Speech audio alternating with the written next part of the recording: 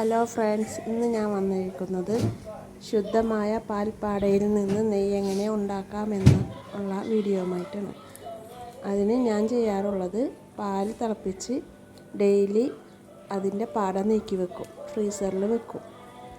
അതിനുശേഷം ഇപ്പോൾ 2 ആഴ്ചക്കലത്തെ പാടയാണ് ഞാൻ ഈ നെയ്യ് ഉണ്ടാക്കാൻ ചെയ്യുന്നത്. അപ്പോൾ നമുക്ക് ആദ്യം തന്നെ പാട മിക്സിയിലേക്ക് കുറച്ചിട്ട് അതിലേക്ക് നല്ല തണുത്ത വെള്ളം ഇല്ലെങ്കിൽ ഐസ് ക്യൂബ് ആയാലും ഇട്ടാൽ മതി.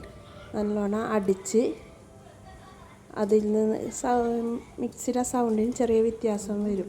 അപ്പോൾ നമുക്കത് നോക്കുമ്പോൾ അതിൻ്റെ ഉള്ളിൽ കട്ടയായിട്ട് നിൽക്കുന്നുണ്ടാവും പാൽപ്പാട. അതെടുത്ത് വേറൊരു ബൗളിലേക്ക് വെച്ച് തണുത്ത വെള്ളം ഒഴിച്ച് വെക്കാം.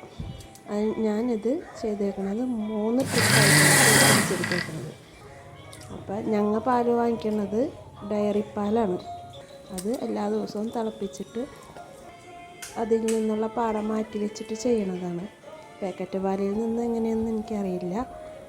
ഞങ്ങൾ ഡയറിയിൽ നിന്നാണ് പാൽ വാങ്ങിക്കുന്നത്. അത് 3-4 പ്രാവശ്യം കഴുകി അതിൻ്റെ ആ പാലിൻ്റെ അംശങ്ങളും പൂർണ്ണമായിട്ടും കളയണം.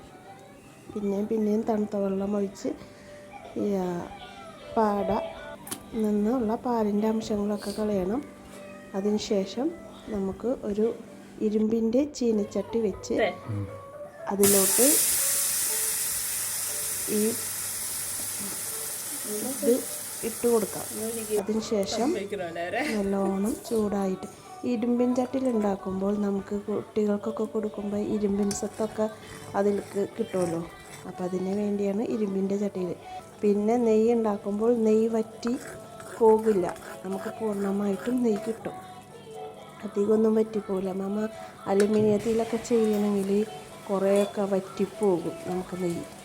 അപ്പോൾ അത് ഉരുകി വരുന്നവരെ നമുക്ക് ഹൈ ഫ്ലെയിമിലിട്ട് അതിന് ശേഷം ലോ ഫ്ലെയിമിലാക്കി അത് ഇപ്പോൾ അതേ നെയ്യൊക്കെ തിരിഞ്ഞ് നല്ലതായിട്ട് വന്നിട്ടുണ്ട്. ഇനി അത് നമുക്ക്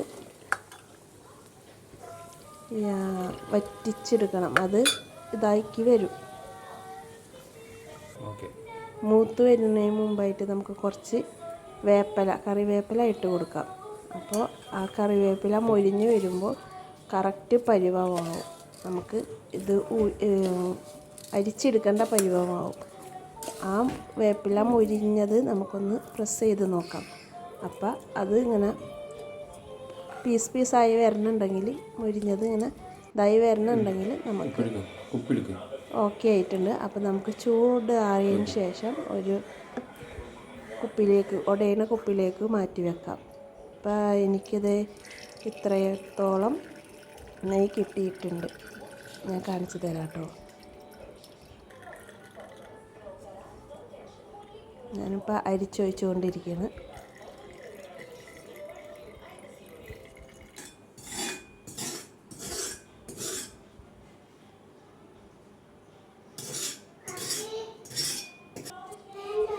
കണ്ടോ, 668 ഗ്രാം എനിക്ക് നെയ്യ് കിട്ടി 2 ആഴ്ചകളത്തെ പാടയിൽ നിന്ന്. അപ്പോൾ നമുക്കുള്ള വീട്ടിൽ ആവശ്യമായ നെയ്യ് നമുക്ക് തന്നെ ഉണ്ടാക്കിയെടുക്കാം.